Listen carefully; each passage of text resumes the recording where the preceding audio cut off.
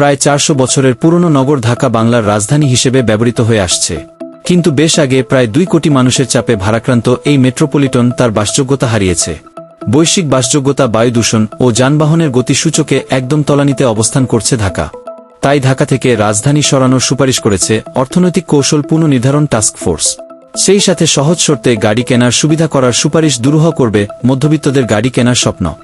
বৈষম্যহীন টেকসই উন্নয়নের লক্ষ্যে অর্থনৈতিক কৌশল পুনর্নির্ধারণ ও প্রয়োজনীয় সম্পদ আহরণে গত বছরের 10 সেপ্টেম্বর টাস্ক ফোর্স গঠন করে অন্তর্বর্তীকালীন সরকার। গত 30 জানুয়ারি প্রধান উপদেষ্টা ড.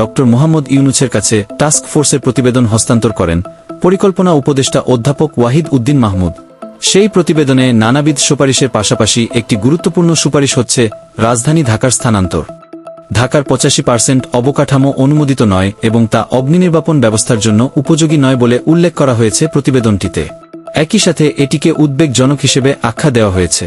1997 সালে ঢাকায় যানবাহনের গড় গতিবেগ ছিল যেখানে ঘণ্টায় 25 কিলোমিটার, 2015 সালে তা 6.7 কিলোমিটার এসে দাঁড়িয়েছে, যা এখন আরও কমেছে। প্রতিবেদনটিতে রাজধানী ঢাকাকে কেন্দ্র করে গণপরিবহন ব্যবস্থার উন্নয়ন ও ব্যক্তিগত গাড়ি কমানোর সুপারিশ করা হয়েছে গুরুত্ব সহকারে।